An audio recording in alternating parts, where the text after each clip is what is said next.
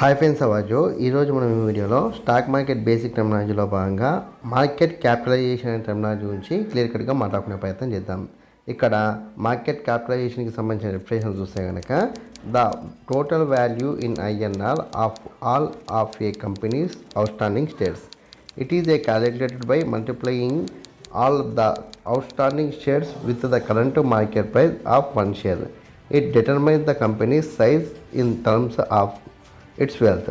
దీనికి సంబంధించిన తెలుగు డెఫినేషన్ చూస్తే కనుక కంపెనీ యొక్క అన్ని అత్యుత్తమ షేర్ల మొత్తం విలువ ఐఎన్ఆర్లో చూపిస్తుంది. ఇది ఒక షేర్ యొక్క ప్రస్తుత మార్కెట్తో అన్ని అత్యుత్తమ షేర్లను గణించడం ద్వారా లెక్కించబడుతుంది.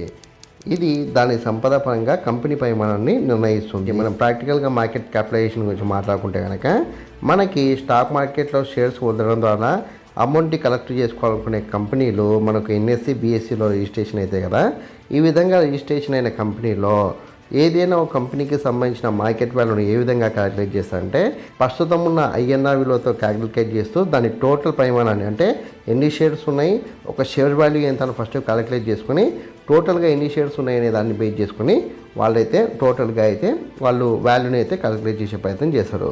అంటే సింపుల్గా చెప్పాలంటే మనకు అర్థమయ్యేటట్టు ఓ కంపెనీకి ఒక 1000 షేర్లు ఉన్నాయనుకోండి. అయితే ఒక 1000 షేర్లు ఉన్నప్పుడు ఒక షేర్ వాల్యూ 10 రూపీస్ అనుకోండి. ఇప్పుడు 10 into 1000 ఎంత 10,000. అంటే టోటల్ ఆ కంపెనీ యొక్క మార్కెట్ క్యాపిటలైజేషన్ ఎంత అంటే 10,000 అని అర్థం.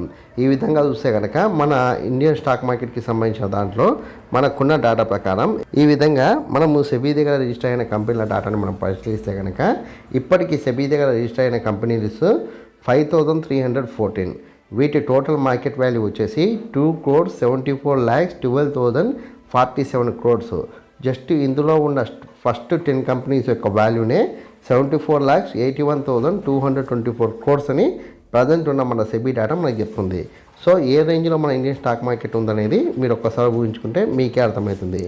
సో ఇది మార్కెట్ క్యాపిటలైజేషన్కి సంబంధించిన టోటల్ వ్యూ. సో నేను ఇచ్చిన ఎక్స్ప్లెనేషన్ కనుక మీకు నచ్చినట్లయితే ఈ వీడియో లైక్ చేయండి, కామెంట్ చేయండి, షేర్ చేయండి. ఛానల్ని మటుకు ఖచ్చితంగా సబ్స్క్రైబ్ చేసుకోండి. జై హింద్, వందే మాతరం.